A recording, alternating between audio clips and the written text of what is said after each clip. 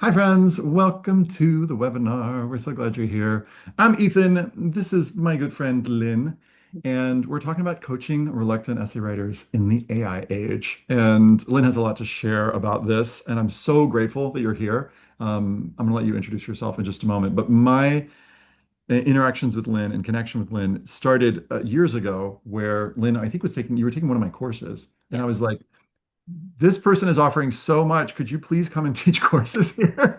And it was the only time I've ever done this. And she has for the last few years. She's taught an amazing course that she'll tell you about later. But I'm so grateful that you're sharing your wisdom and knowledge and your energy with us. I don't want to spend too much time doing a long intro. I want to just like hand you the mic. I'm going to be hanging out in the chat and learning and hearing what Lynn's got to share. If you have questions, feel free to throw them there. If I want to answer it, I will. If I'm not, I'll hold it for Lynn. But Lynn, over to you. Thanks for being here. Oh, thank you so much, Ethan. Yeah, I was so amazed by what College Essay Guy was offering. This was probably 2020 that I found you. And I was like, you and your whole team. And I was like, I love everything they're doing. They're my kindred spirits. And so I was so glad we connected. In my other life, I have been an English teacher, online curriculum designer, and principal of an online program for gifted youth for many years. What else? Young adult author, short story writer. So I bring, like Ethan, that creative writer side to my coaching methods. And I'm just going to jump right into it. I have a fire hose of stuff today. Ethan knows this. I often speak way too quickly. So Ethan's job is to interrupt me at any point and say, hey, I got something to say, or so does the chat. But let's get right into it. We're going to talk about all kinds of things today: reluctance, AI, elephant in the room, finding joy in an AI age and finding our practice. And Ethan's going to talk about what admission officers are looking for and has several tools to share, and a really cool exercise that I love for reluctant writers, the jellyfish. And then we'll preview the course that we're teaching in July. It's a 3-session course, and we're pretty excited about it. We've done it for years now. In my other life, besides being an author, I run Success Story. So I coach for College Essay Guy and help there and run workshops and stuff for students, but I also have my own essay coaching business. I'm very hourly focused. Some students might work with me for 3 times, and some might work with me for 3 weeks or more. So I'm very flexible, we have nimble services. We also have leadership coaching. And a lot of my coaching practice is about differentiated instruction. I'm really curious, what do you already know? What can you do when you come to work with me? What's your engagement preference? What do you know about writing in your process? And all of these strategies I've developed over the years, they started with my English classroom when I was a high school English teacher. Everything from neurophysiology hacks to color coding, talking about voice, cutting words. And basically all this stuff is going to be in the course that Ethan and I are going to preview that's coming. So we'll get a taste of some of it today. So writing is my joy, but for those who it's not a joy for, I'm always really curious how it's like my biggest fun problem to solve is to get them to not be as reluctant. And I'd love for you all in the chat to just share a little bit. Maybe you are a reluctant writer, or maybe you know someone that you love who is. What are some of the big causes of reluctance? What are you finding is stopping your stuck writers from writing? So I'm going to give people a minute to just meditate on that. I'd like to know the collective wisdom here in the room. Perfectionism is a big viral thing now across our culture. I just thought I was the weirdo in high school, but with a couple perfectionist friends, but it's everywhere. Bad prior teaching. Yeah. And I could say in the writers community, yeah, bad feedback giving. Ethan, anything popping to you? I see a lot of good stuff here. Yeah, it's I'm making up that it's like sort of I'm sort of seeing this, but I think some of this is like you've had a bad experience, like past trauma, you know, maybe small t trauma Yeah. laziness is such an interesting concept because I think that like in some cases laziness is a really complicated thing that is not just like the student doesn't want to, but there's like all these other factors that are co-occurring. I think sometimes students with, learning differences. I was diagnosed with ADHD a couple of years ago, and that's really changed the way that I think about my own relationship to writing. Mm. So Yeah. Absolutely. Yeah. And and because I think there's also a stereotype of what a good writing process is, that some people, either the lightning bolt hits you and the magic just flows, or that you have to do like Stephen King, 8 hours a day, and then you only take off for your birthday and 4th of July, which is a crazy process to me. I'm a linear thinker, but I can't go longer than 2 hours. That I also am noticing the fear of admission officers in the audience and being right for them. And I am hearing more kids say to me in workshops, I don't want to sound like I'm bragging, which I think is so cool, that there's a humility thing that kids want, but it's also stopping their free writing sometimes. These are things that I have seen a lot. I think it's echoing what's already there. My ideas aren't good. My words ain't good. They don't flow. The process is painful and boring. Other people have the magic beans or elixir. And why do I need to bother today when I can just push a button? And so poor elephants, I don't know why. I don't even know the origin of elephant in the room, but here it is. Long ago in a galaxy not so far away, a writing coach named Lyn, who's taught kids since 1989 and thought she knew their writer's voices, suddenly got a little freaked out 3 years ago, but especially last year, because my students were starting to sound a bit like robots and eerily the same. I last year felt like I was hit with a tsunami. And Ethan and I had conversations. I think we started talking about AI in 2023, like a while ago.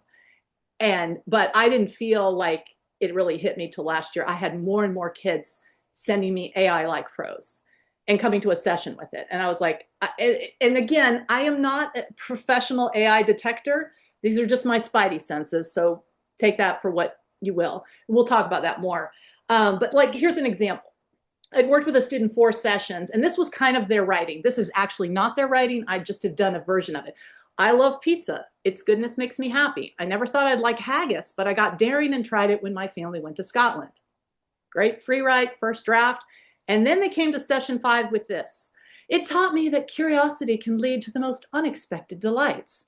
And if I would bring quiet attention, I would blossom. And I was like, I also was going to have you do that in David Attenborough, because I feel like you do a good David Attenborough voice, Ethan.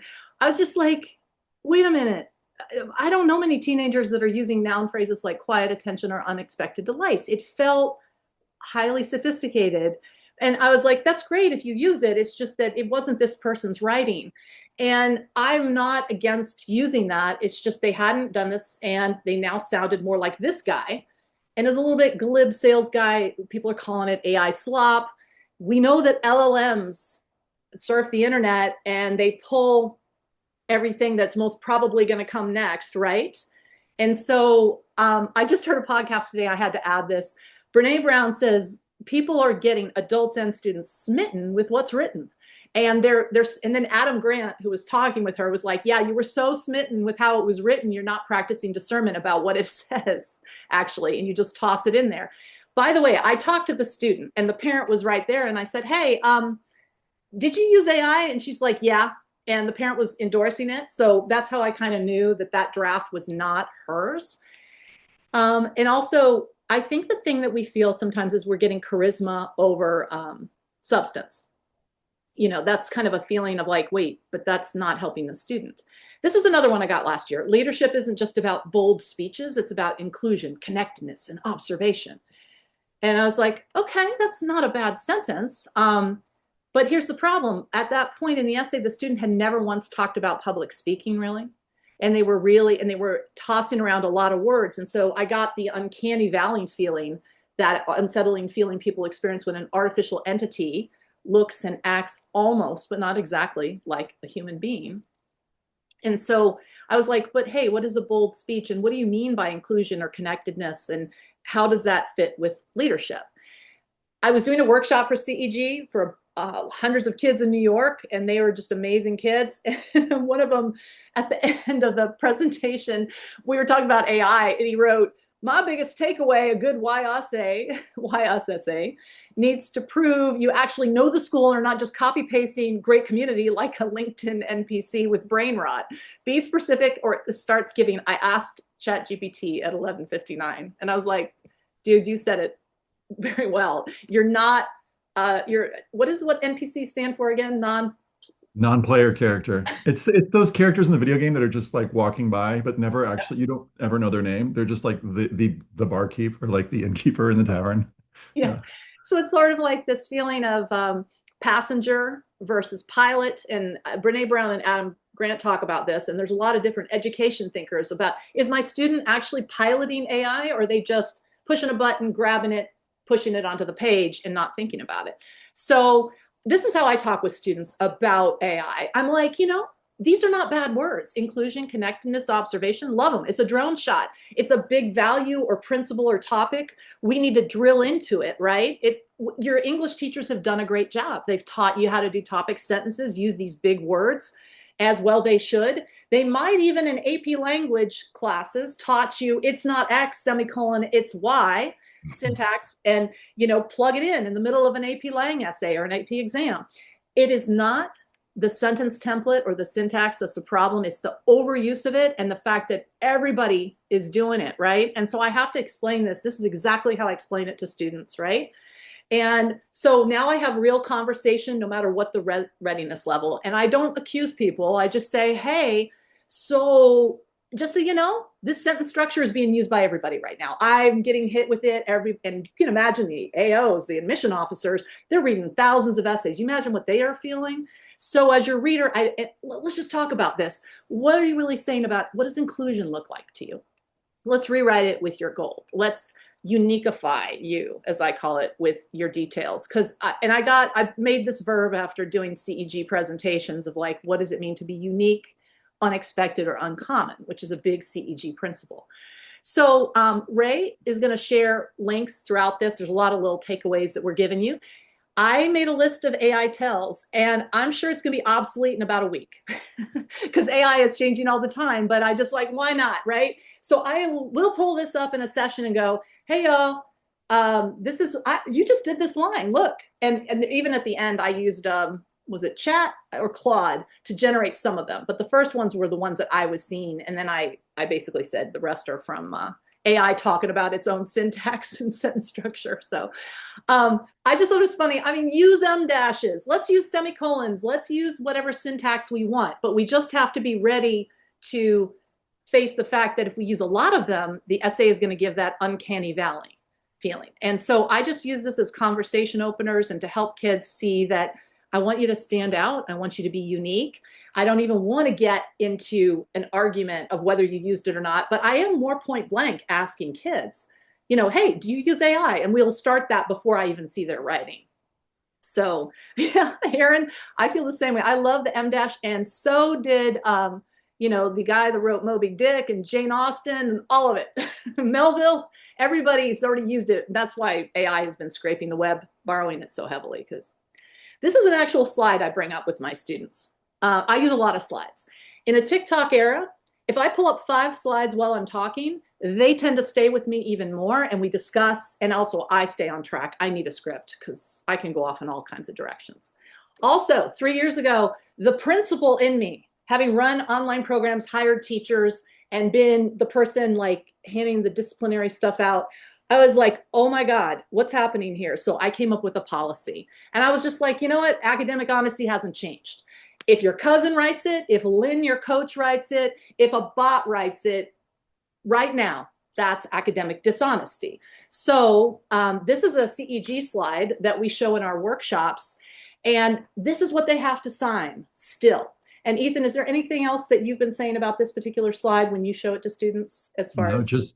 I mean, when students say, I'm just like, you want to be in line with what the Common App says. And colleges, a lot of colleges are saying don't use it. And I'll put a link in the chat. If folks want to see what colleges are saying, like you can actually look up individual colleges policy. Unfortunately, like 67% of schools haven't published their admissions policy. So I'll say more later about creating your own policy and why I think that's important. But there are some schools like Brown who are just like, don't use it at all. So we're really conservative and we tell folks to just not use it.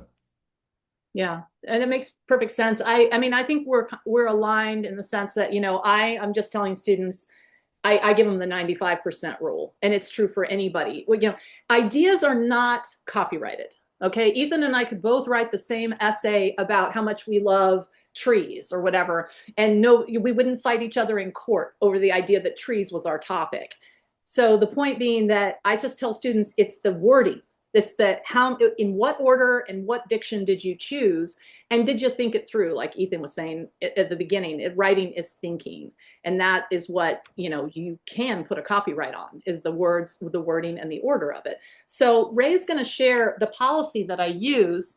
I basically, with the help of Alex Matchett of CEG and Mindy Trimble of Mindy Trimble Mentoring, I made this 3 years ago and I use it ever since. I'm like, hey, this is a guide that you can use, red light, green light, of basically, don't try to make AI do these things for you. And here are some prompts you could use. But like Ethan said, you got to know what your schools are saying. And if you are applying to Brown, Georgetown, BYU, a couple of them are pretty stringent. But if you're applying to Georgia Tech, they're like, yeah, you can brainstorm and outline with it. So it is a confusing landscape with kids. Now, I've been blogging a lot. I'm an author. I am working on a brainstorming bot. It's being beta tested by students right now, but I will not write my novels with a bot, so you can learn my whole thought. I'm watching authors write 5 books a week with bots on this. I lurk on this Facebook page, so I wrote about that, and I have very strong feelings about it. I also, Ray will share some of my blog posts. I have been blogging about this since 2023 and thinking about, what is it I'm teaching students to do? Create, verify, and edit. So if you're interested in deeper thoughts on AI and all the nuances that I've kind of gone through mentally, that's all there for you. Oh yeah, thank you, Ray. I'm sorry about that if people can't access the top AI tells, if that's not accessible. That's all right. You can do it later? I would say just you can do the access, yeah, when I'm presenting. That'll be fine. Awesome. Okay.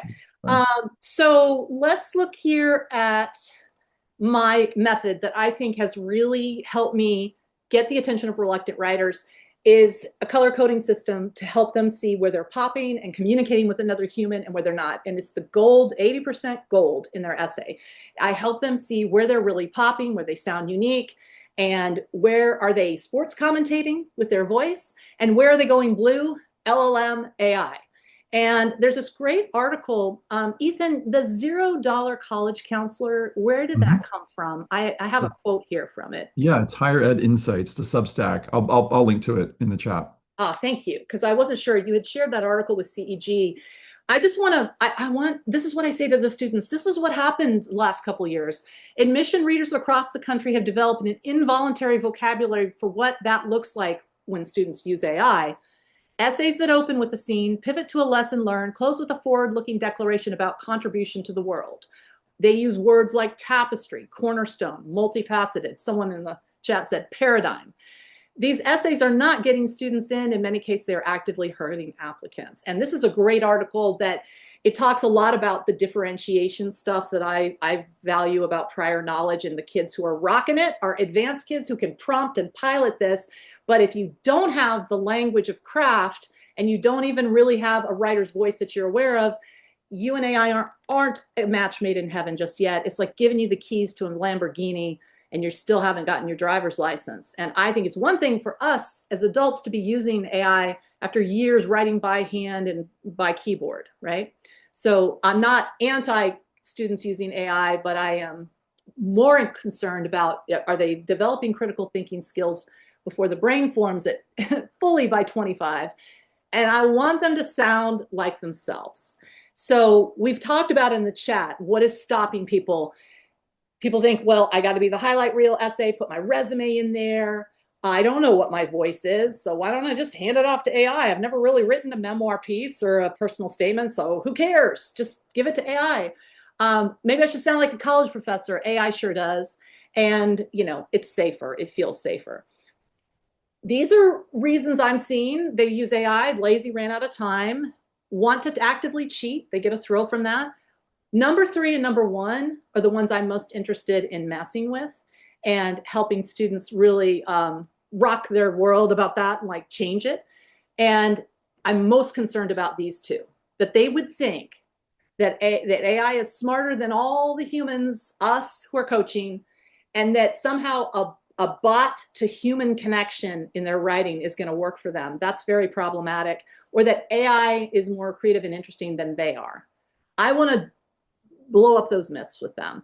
And so I start, these are actual slides I use, and they're in the Practical Coaching Strategies course. Your readers are human and they want a human connection, okay? And they are skimming, skimming, skimming, looking for people to pop with their gold. Their eyes have seen it all. They're tired. So if you can wake them up with a story and your realness, that they will remember, they will be so excited, okay? So please be a little weird and quirky. Please be your unique self. If you've painted a tiger mural, please share it, okay? That we want to know about that. They want to know about that. And I tell students, this is their brains on your craft techniques. If you use gold, then, and I'll show you a few examples of this, then you're going to really get their attention. Also, I love this former Stanford admissions dean's quote, because he's like, yeah, we know all of you applying have done all these excellent things, but can someone live with you for a year? And the stories you tell in your personal statement and in your supplemental essays show that personality and realness and who you are. And that's what they're really vetting this essay for. So don't go formal, listish resume. Go stay away from the fancy words, kids. This is what I always say. But tell me some scenes from your life. Scenes, let's stay there. Get focused, go deep. Talk like a 17 or 18-year-old. That's actually okay. And then if you're a reluctant writer, I'm not going to tell you 5 to 7 drafts. I might tell you 3 to 5, because if I'm really happy, if I can get you there and actually, doing that many. So my coaching transformation goals are for people to go from I'm average, my words are average, writing is painful, to these things like, yeah, I'm really unique. I actually have a voice and some great lines. Writing is a little bit fun. I'm finding my own process, and it's actually good brain exercise. So I'd love to see people graduate to like 15 to 20 minutes of independent writing by the end of all my strategies that I'm trying with them. They don't read, but they have read 4 to 5 sample essays, the literature of the discipline. They know some craft techniques, and they have a stronger sense of where they are positioned with AI. They are developing their own AI stance. So I'm a lot about like low stakes, generative work, writing scenes, 9 craft moves, and I love your stuff. I love it. So let's say a student brings you a messy free write. We're going to analyze it right now. Where do you already see gold? Okay. And I'll explain that in just a second. Just assume that Flynn had read 2 mentor essays with me. I had him look at it for gold, green, and blue. Where are the stories and the details? Where's the voice? And where's the summary?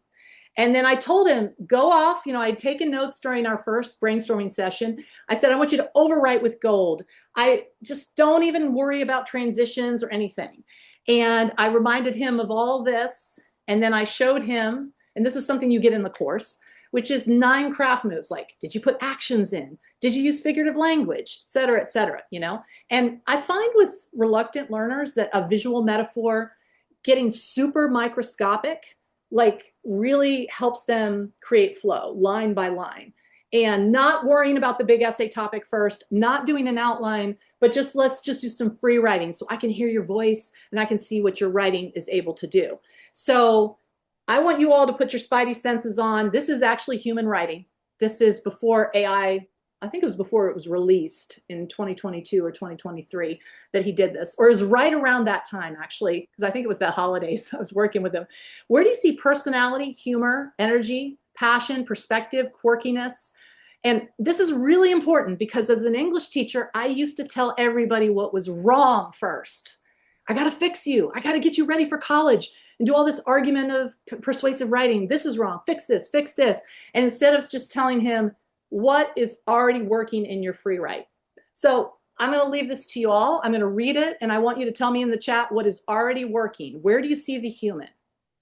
What do they even teach you in geography? Said my friend. I replied with, you can learn about the physical, economic, cultural, and demographic properties of the world. He had no idea what I was babbling on about. Keep in mind, this friend of mine has a 3.8 GPA and is very intelligent, but if it came to geography, he stood no chance.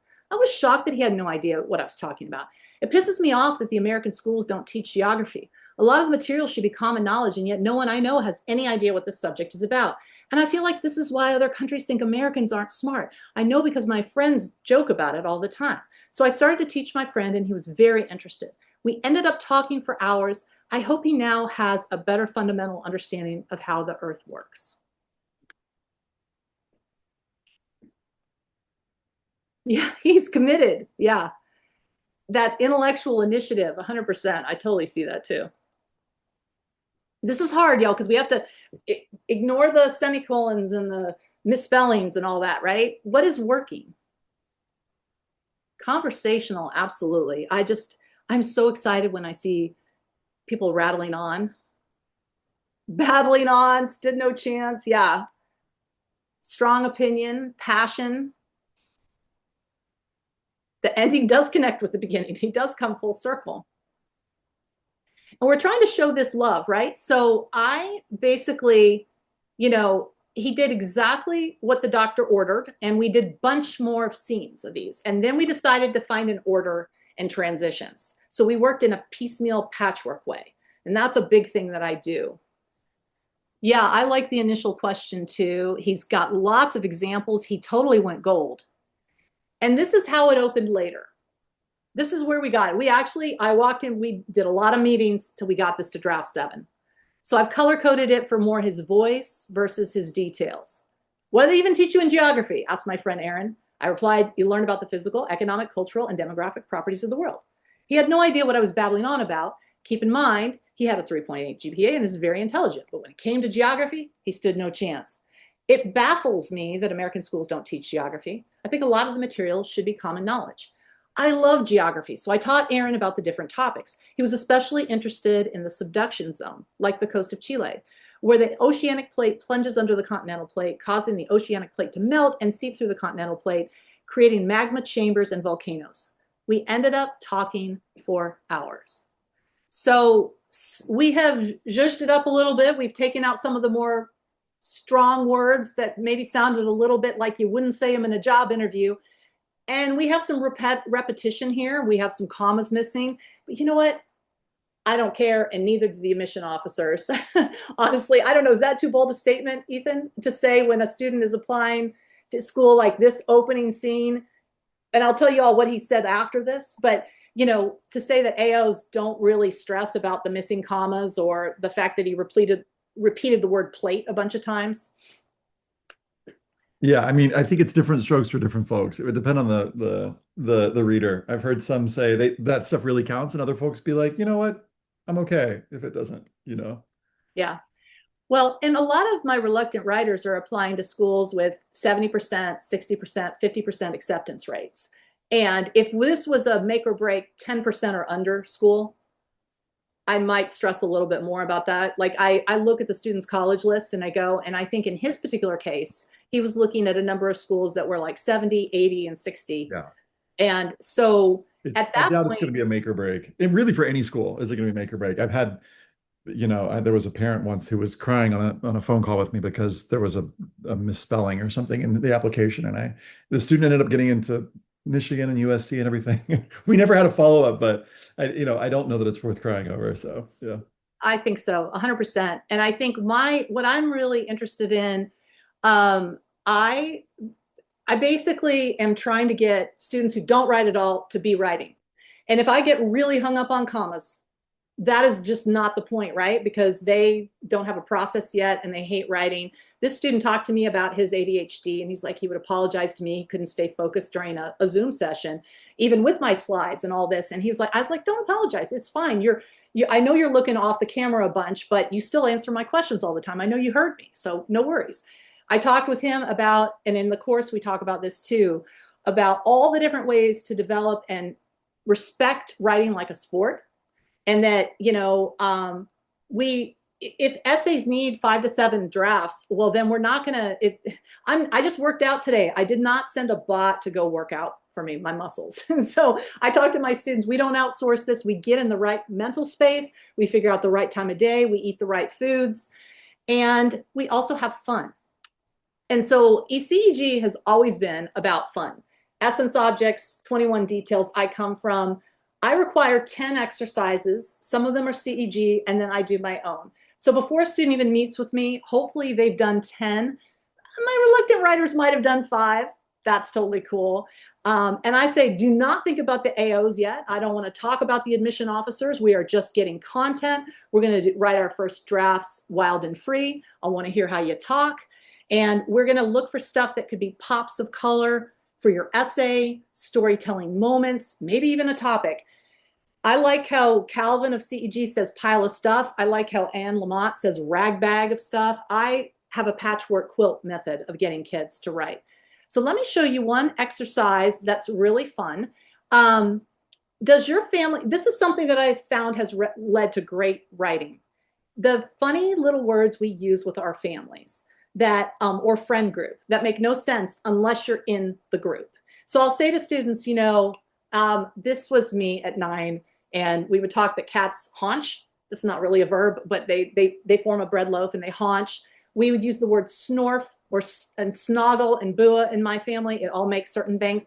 I would say to the student, okay, snorf. It's like our dogs inhaled the food. We inhale our food too as humans. Our family eats really fast. Snorf is how it sounds in the dog bowl. My mom would say, stop snorfing, everybody. And so what does that mean? We are fast-moving people. My dad was a hasher at my mom's sorority. That's how they met. And he learned to eat really fast. So he set the tone for the family table. But it also means we're fast people. We do get a lot of things done. And also, you know, there's the pet sourdough starter names. I get reluctant students talking about their pets, and suddenly funny stories come out, like my cat Dusty, we call him Dracula, and all this other stuff. Ethan, do you have friend-elect or fam-elect that you don't have to explain, but do you have something that, I love this baby picture of you. And people share in the chat, by the way, if you have friend-elect or fam-elect that you have. Oh yeah, tons. I mean, I feel like, yeah, just gosh. I mean, I'm trying to think of one off the top of my head that we use. Paps. So there's like my best friend and I, we grew up in Miami, for at least for part of it, and in Cuban grandmothers call their son Papo, and so there's that became Pops, and then for some reason it became Paps, so that's what we call each other. Um, you know, gosh, I'm trying to think. I'll put more in the chat. That's the one that's coming to mind at the moment.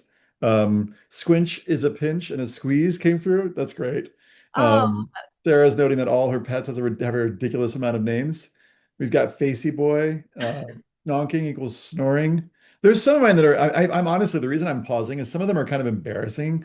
So I like feel kind of like shy to say some of these, like ways that we refer to like, you know, body parts. I'm sure I'm not asking for people to share all those, but like that's where a lot of them comes up in our family. So well, and that's totally fine. Like, I think, you know, with students, I think about like all the stuff that sort of bubbles up in conversations, what they are comfortable or not comfortable.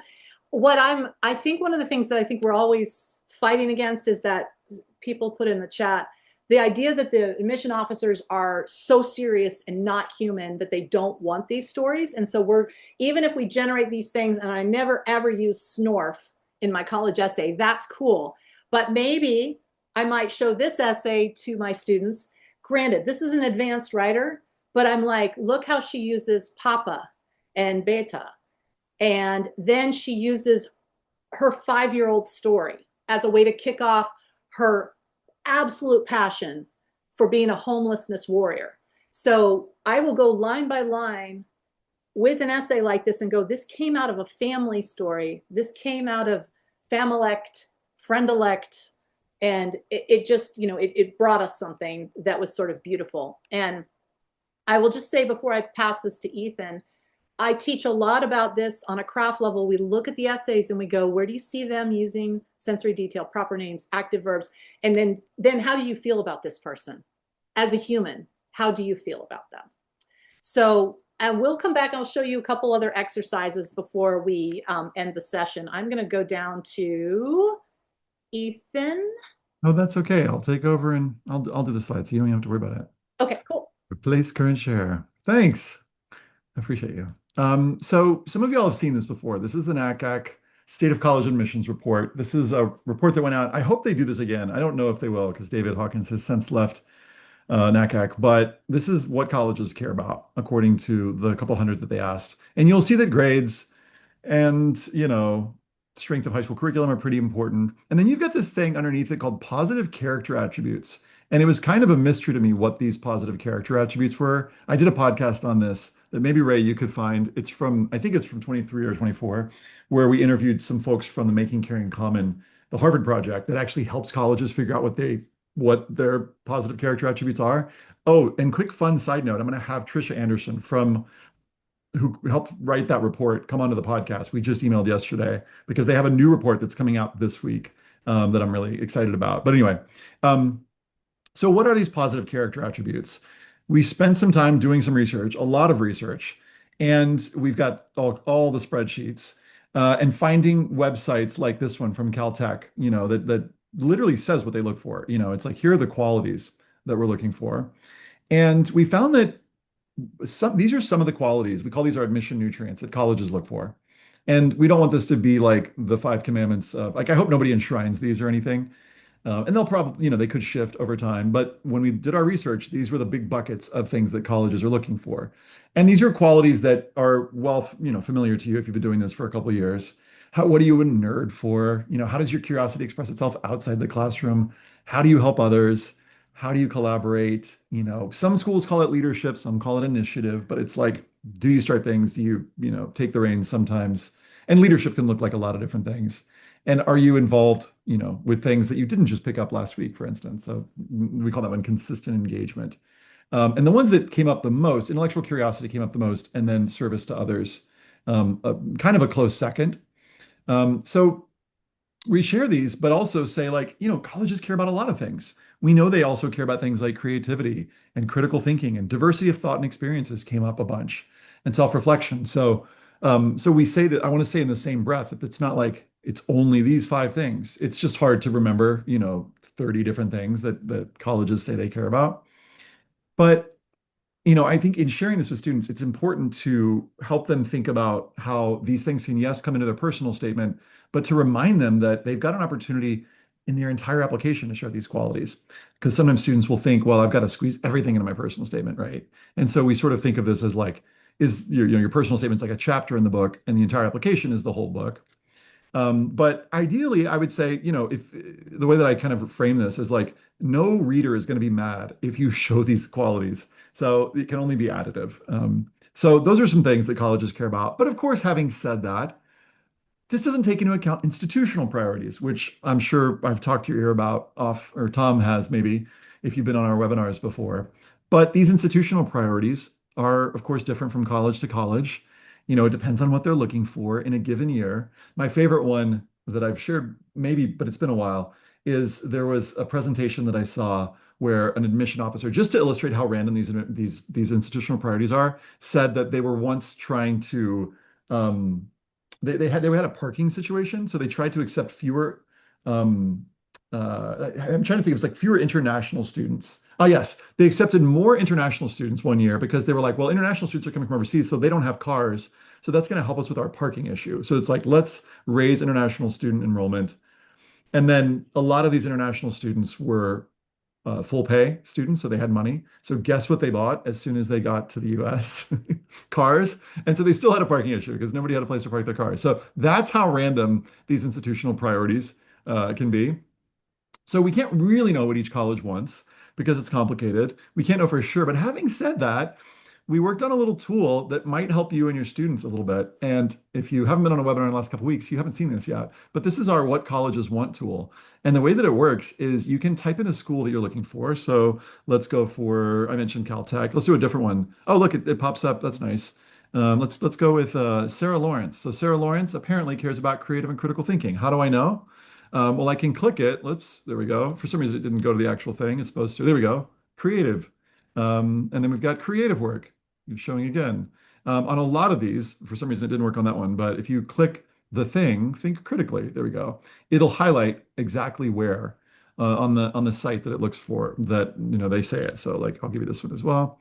A love of math. So you'll see exactly where on the site that they is the thing that they look for. So for students who are working on why us essays, or based on your identities, what would you bring to our campus? You can check that out. So that's one tool that we're excited to share with y'all. We'll put that in the chat so that y'all can see it. I'm curious to see reactions to that. I'm curious, if what y'all think of that, if you could see that, or where you could see that being useful in your with students. Um, but what can students do about it? Like, how do they show these qualities in a way that helps them stand out, especially when everybody else is talking about intellectual curiosity and service to others, et cetera? And a way that I'm framing this now with students is, rather than leading with how do you write a great essay? I'm leading with more, how do you find a topic that's likely to work? And so for me, a standout topic is going to be one that's elastic, which is to say stretchy enough to talk about lots of different sides of you, uncommon in some way.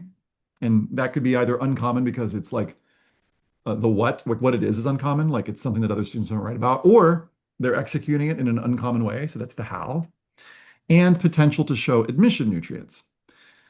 Now, if you really knew me, you would know that I don't like rubrics. But if I had to do a rubric, here's a simple one. So if a student's topic is elastic in the sense that it naturally gives them an opportunity to reveal values and their roles and identities, I would rate that a 2 out of 2.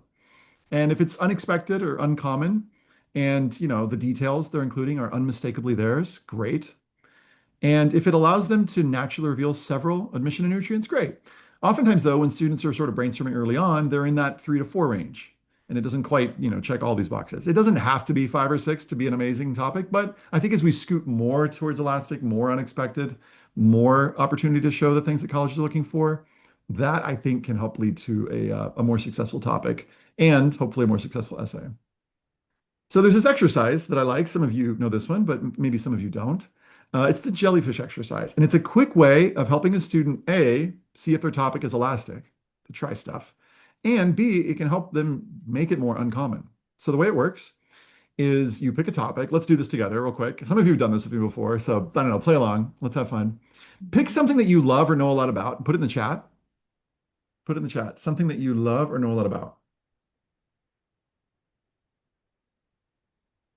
All right, we've got tennis, we've got France, the Tudors, Contra Dance, Battle of Yorktown. Amazing.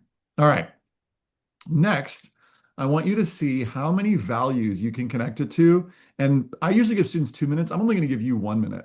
So see how many different values you can connect your topic, whatever thing you wrote down on, and just write it in the chat. So write the topic, gardening, and then see if you can get 5 to 7 values in the next minute. Go.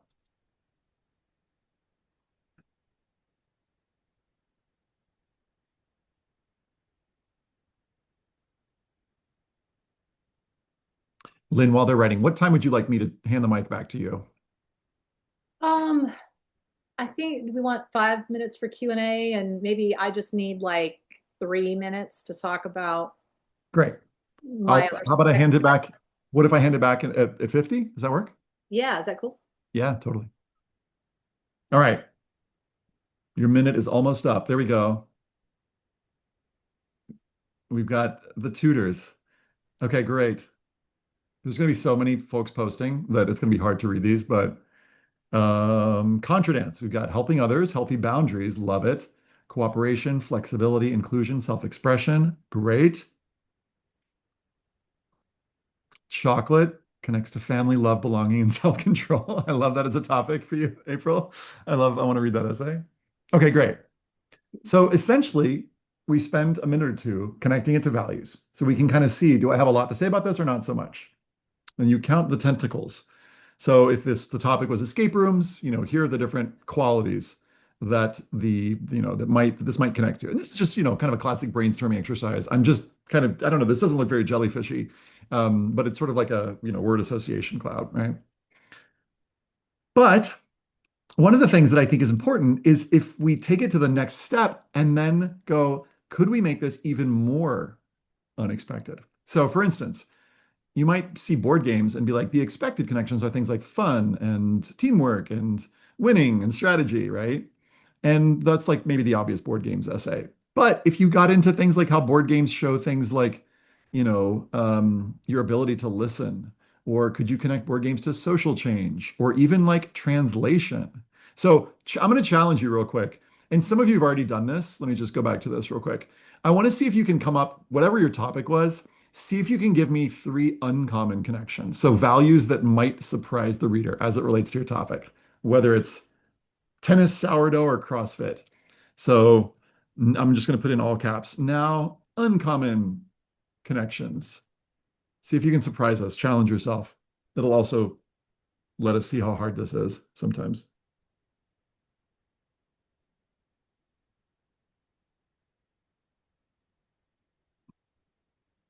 And give us the topic so we know what it is. Ooh, nice. Love it. Battle of Yorktown. Wow. Ultra marathon. Meaningful work. Oh, I love that connection. Resourcefulness. Okay. What I love is when I read some that I don't know what the connections are, because that's going to be a paragraph that's going to excite me. Chocolate connects to democracy, resourcefulness, and spirituality. Yes, please. April, will you send me this essay? Look at tennis connecting to things like entrepreneurship and healthy boundaries and equity. Love it. Y'all are so good at this.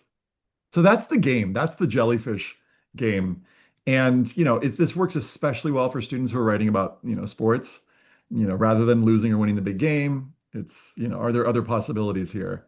And this is an essay that some of you have seen me teach in a course, but it's like, and I'm not saying that you need to cross out necessarily like the failure or the teamwork moment, but it's just an opportunity to get students thinking, using divergent thinking. The last thing I want to share with y'all is this AI stance builder. And what it is it's like a response to, like I mentioned earlier, a lot of colleges still haven't revealed their AI stance. Let's not wait, y'all. Here's an AI stance builder. And even in the last day since I put, a couple days since I put these slides together, it's an opportunity for you to jump in and spend about 10 minutes and figure out what do you feel about AI? So it asks you some questions. What do you most want to protect in the college essay? So I want to protect their voice and their self-reflection. And, I want to mirror them and I want to be a coach, and so you'll kind of like go through these questions. I'm just going to pick some random ones here so you can kind of see what it does. And then once you answer these questions, you go to like, there's a list of, I'm not going to go through all these questions, but there's a list of 20 questions and you can say whether you're okay with it, not okay with it, or not sure. And at the end of this, actually, I'm gonna assume that I'm okay with all this stuff, just so you can kind of see how the thing works. And when you click see my results, it's gonna give you your core values, like what are the things that you're okay with? Apparently, I'm okay with everything. And then it's gonna basically give you a thing here where you can copy this. You can copy this to your clipboard, or you can have, email it to you, and you can use it to write your own AI stance. Now, it's up to you whether you want to use AI to write it or not, if you want to just do it old school. But my hope is to, give you a tool that gives you a thing in hand so you can be like, here's my stance, here's the way I feel about it, and here's the way that Lyn has so beautifully articulated and led in this way. So I hope you find that useful. Back That's to you, why Lyn.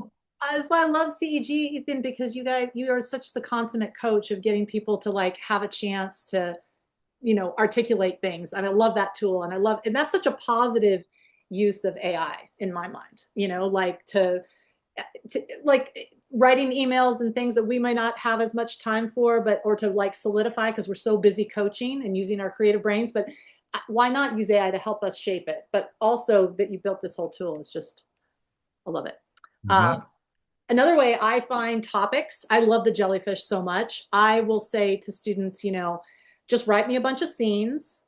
Let's stay in the cinema of your life. And then we will write simple transitions between these, showing the values that Ethan just said that these scenes from your life tell you. And then we write a simple working thesis to kick off the whole thing. And for some people, that's a huge victory, right? If I have somebody who goes from 0, I can't expect them to go to 60 with writing, but at least they've gotten a working thesis and several good stories from their life. And for a skimming admission officer, and depending on the acceptance rate of your school, if there's real gold packed in the essay, great scenes, we're cooking. Anyway, topic finding. Just go ahead and fill up the chat lightning round. What dessert are you? If you were a dessert, or if you don't like that question, what kind of weather are you and why? So I got 2 questions. Ethan, what you want to do, the weather or the dessert? What Let's do else you want? weather. I think I try to keep things 70 degrees and sunny for the most part. And I'm just lately letting the clouds roll in and letting things rain. And because I think I've tried to, and that's me in LA. But I would say I tend to be 70 degrees and mostly sunny, I would say, Mostly sunny. because Seattle. I try to keep things kind of chill. Why? I'm not answering the why. Yeah, I try to keep, I don't know why. Let me think why. I think because I resist rain, honestly, a lot. You're also an oldest child. Aren't you supposed to keep the sun going Oh for my everybody? gosh. Yes, thank you. That I feel seen in that. I am a hermit writer, so I love a good cloudy day, but I love it when the sun cuts through. And then that tells me to Mm. go outside for a couple minutes and then I go hide again and write. So well, you all get what we're doing here, and I'm seeing some fun stuff here. And while I'm not calling it out, you know what you're doing. You're making a metaphor for yourself. And for some students, that is the topic. And Mm. so you might just pick, I have a metaphor exercise that Ray is going to share, and it's weather, dessert, 20 different things you can pick. Um, and it could become a symbol of you for your essay.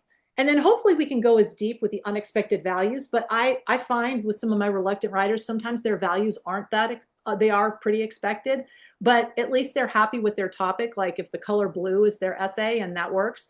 We all remember Julia Roberts, and pink is my signature color in Steel Magnolias. So Nicole's essay, she takes gray and she uses it to kick off. And I show this to students. I'm like, maybe your essay is a color, maybe your essay is a weather thing, maybe that's going to be a dessert, that everything comes back to that. So she talks about becoming a photographer.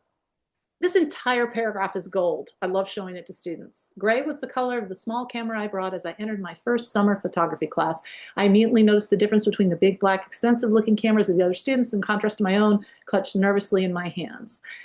And she just keeps telling the story, total scene. And then she goes on to learning and teaching herself Korean. And this is the entire essay. Everything begins with gray. And I tell students it is not plagiarism to reuse a structure. It's totally cool. If you want to do that, just change every 2 words and put all your gold inside, and 95% is yours and you're good. So for some of my students, they need models, recipes, and templates. And they see a couple of these essays and they go, oh, I get it. So sometimes just modeling like this is really great. So the exercise is really good, I think, for the metaphor. And another one for reluctant ones is naming a song that is your anthem, or the desert island song, the one song that you could listen to on repeat. And then I explain to students, why does this Beatles song, I would be willing to listen to that over and over, because these are some really important values to me. And sometimes this exercise goes deep and other times it doesn't. Students stay surface with it, but it is another way that we stay joyful and relaxed, and we stop thinking about colleges and admissions for maybe 5 minutes so that I can get to know a little bit more of a glimpse of them. So I promised at the end, so thank you, Ray, by the way, for sharing both of those exercises with everybody. I'm going to do a really quick promo, and then we're going to start putting your questions in the chat while I just tell you a little bit about what Ethan and I are doing. We are teaching the intro to practical coaching. Well, sorry, we are teaching the practical coaching strategies course for the reluctant writer. This was the intro. And Ethan, we have a special deal, right? We do. You can get $100 off if you use that code practical 100, because it's all real practical, and discounts are practical. um, and then basically, here's some of the stuff we cover. I like to give away a lot of stuff. I mean, I give you more workbook exercises. Ethan's going to do roles and identities, and I come from exercise, tons of handouts, actual language to use when you're giving line edits. I have slides that you can repurpose, and demo videos. So all of these different strategies I was talking about, they're all in there. And also one of my buddies, Schaefer, who just graduated with her graduate degree in working with special needs children. She's an amazing educator. And all my videos with her doing these exercises are in the course. So you get an online course and 3 sessions with me, Ethan, Hannah, and Tom. And I was looking for my picture with all my beautiful people. Tom and I are going to be talking about, we're going to give live feedback and talk about what heart and hustle means in an essay and how to humanly connect. And Hannah and I are going to talk about insight. And Ethan and I are going to talk about storytelling, gold, and free writing, and some really cool exercises that get reluctant writers totally writing. So Ethan, anything else you want to say about the class? Well, I just want to say a difference between I think your classes and mine is people think when they come to a college essay guide class, like, oh, I got a lot of cool resources. I get so many resources from your sessions, and the Google Docs and the links, and then try this and then try this, and so many ideas that it's so worth it for me. So if anybody's thinking, oh, I've kind of been using Ethan's stuff and it's cool, but I'd like some more stuff. There's so much great stuff. I mean, part of me wants to just show everybody the Google Docs are so beautifully comprehensive. And yeah, you just pack in so much. So I'm just grateful for all the energy that you put into preparing this and sharing this each year. Oh, thank you so much. It's my joy to do it. And I really feel that joy, ease, and purpose, that is your mission Mm. statement, really fits with this course, that we're really, trying to continue that same vibe and energy and all that. I was just looking for the code again, Practical 100, but I think it's in here too. It's in the So chat. Yeah. awesome. Yeah. Q&A, has anybody got any questions, or Ethan, any last thoughts of, hey, Andrew? Oh my gosh. Okay, I was flashing back to 1989. Andrew and I, we were doing Summer Bridge. We were college students, and we was our first, I don't know if it was your first teaching gig, Andrew, but that was my first teaching gig. That's amazing. Thank you for coming. Oh my gosh. Oh my Yeah. gosh. We are so I'm- creative. That was fun. yeah. All we're in Q&A mode. So like, what questions do you have about anything that's come up? Lynn's covered so much ground so beautifully. Um, So we could even probably like stop sharing the screen, I think, to just like so they can see our lovely faces. There we go. Hi. Um, Marissa has a question. Where can we find the tool for qualities colleges are looking for? Do you mean the admission nutrients, or the one that you just shared? yeah, it's there. I'll share it there. Is the AI Tell Doc available now? AI I Tell Doc. Oh yeah, is that yours? Yes, I made it. Oh Ray, yes, it's available. Ray, do you see? Like, I've made it. It was already anyone Oh, there we underneath go. you, but sometimes Yeah, it's things clickable happen. now. So see if that works now. Yeah, and again, I like to use that as a conversation piece of just saying, "Gosh, if everybody's doing this, how can we sound different? How can you change?" I know Ray is fast.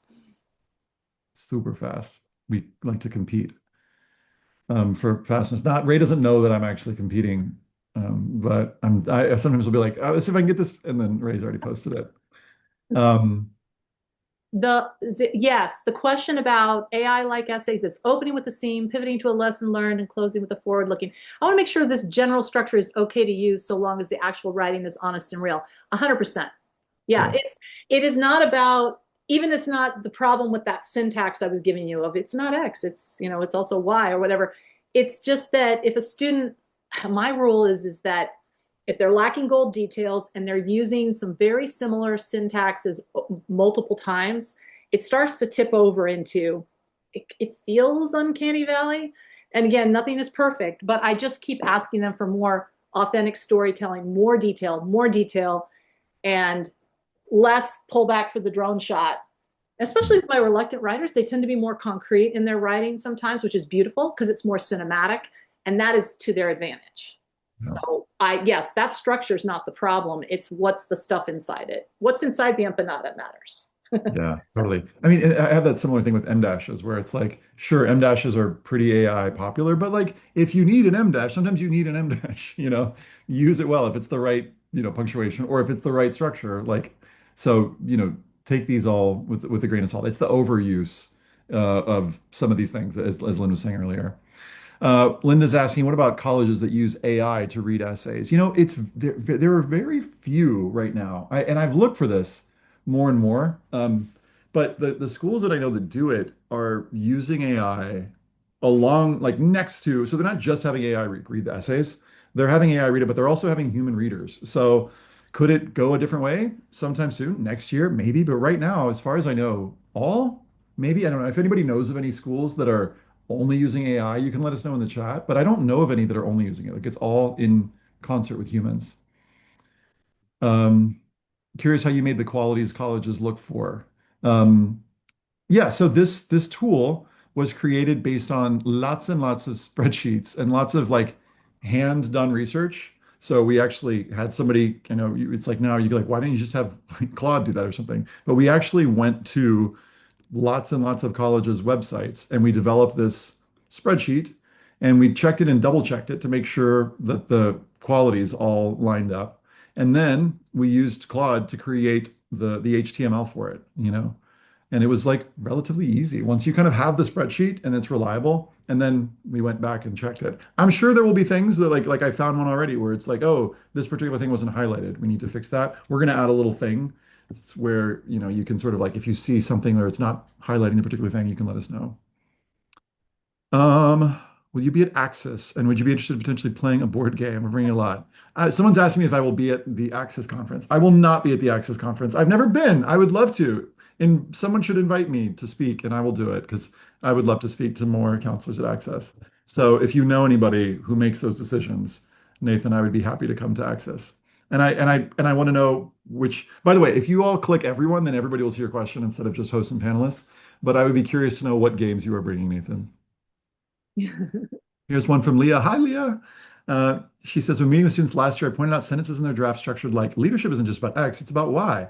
When I mentioned these sentences sound like AI, many of them were really offended and swore they didn't use it. What would you do in that situation? I'd love to hear this, Lynn. What would you do? She says she just dropped it and let them keep those sentences in their essays. So I'm such a Virgo, so I have a script in my head to try to avoid that. Not that you led yourself into that at all, but I do a lot of talking on the front end, and I'll be like, so something really annoying is happening. Everybody's sounding like each other right now because it's AI. How do you feel about AI? Do you use AI? What are your schools saying? So they talk to me about that. And then I say, so you see these sentences here? And I pull up my document. Unfortunately, whether or not you used AI, it's sounding like it. So let's only have a few of these in here. And what do you feel? Like, how could we zhuzh it up and change it and still keep, and what would your voice say? And like I said earlier, AP Lang and great English teachers have taught kids to use these sentence templates, and they're really good. They're just, now everybody's doing it. So it's sort of like, but if they get offended, I think you're absolutely right to drop it. Like we'll just close the conversation because there's only so much we can do with people in a certain type of mood. But I do a lot of front loading of like, it's not you, it's just us. Because sometimes I only see a student for 2 hours and I really don't have that relationship to really get into the weeds with them. And other times, if I know a student for 3 or 4 weeks or more, then I can really get into it and be like, hey, is this AI?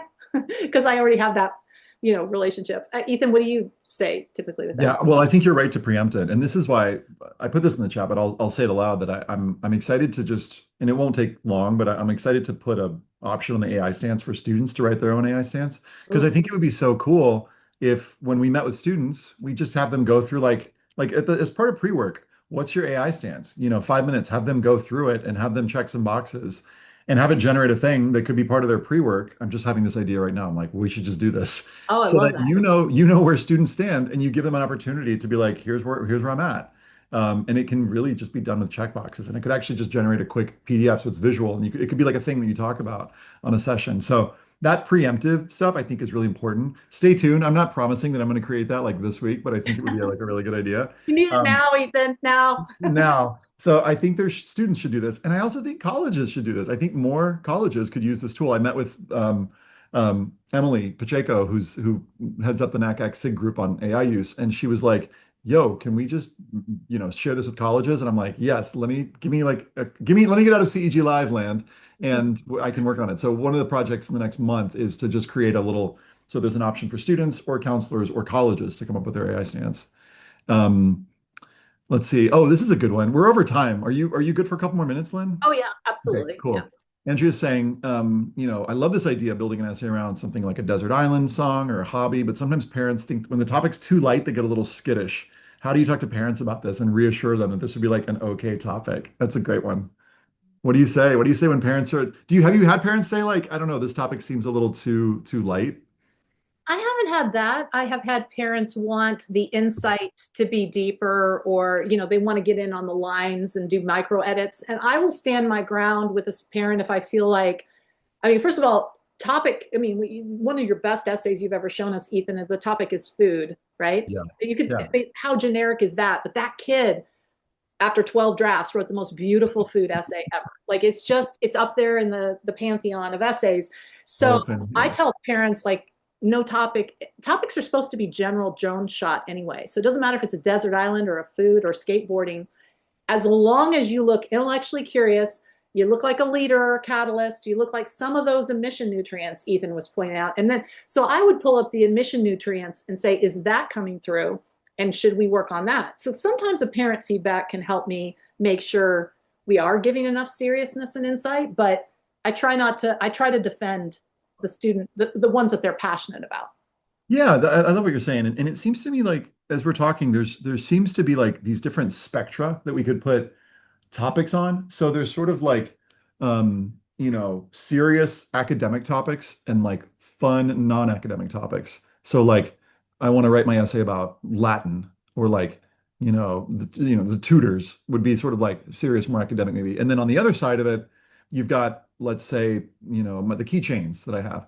And I think it's important if students, whatever those spectra are, like seriousness, or there's also a category that's like related, but not the same thing, of like stigmatized topics. So I think there's a category of lightness that is also stigmatized. For example, video games, or, makeup, these things that have like in culture have negative stigma attached to them. I think in those situations, students kind of need to like imagine what the stereotype is, and then they sort of need to say a little bit about it. So it takes up a little bit of word count.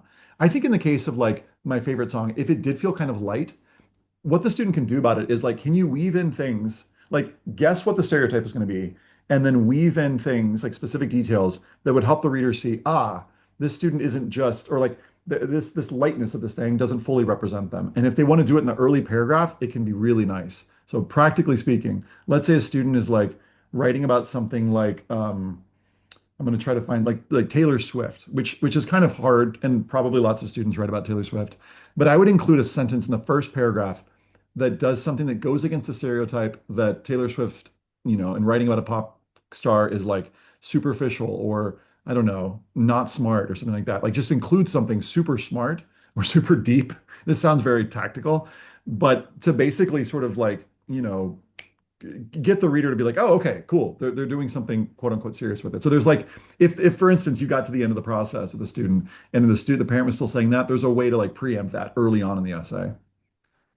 Too many words. Sorry, I should have said that in like, sorry, I didn't have enough time to write you a shorter letter on that. No, but you covered so many good things though, because you don't want a student to do video games and or Legos and have, which has been done a million times, or the ACL tear, Yeah. and have it the mission reader immediately pull back. So you have to kind of do that work with students to be like, this is more audience awareness, which a lot of my reluctant writers don't have because they haven't been doing personal writing that means anything to them Right. personally.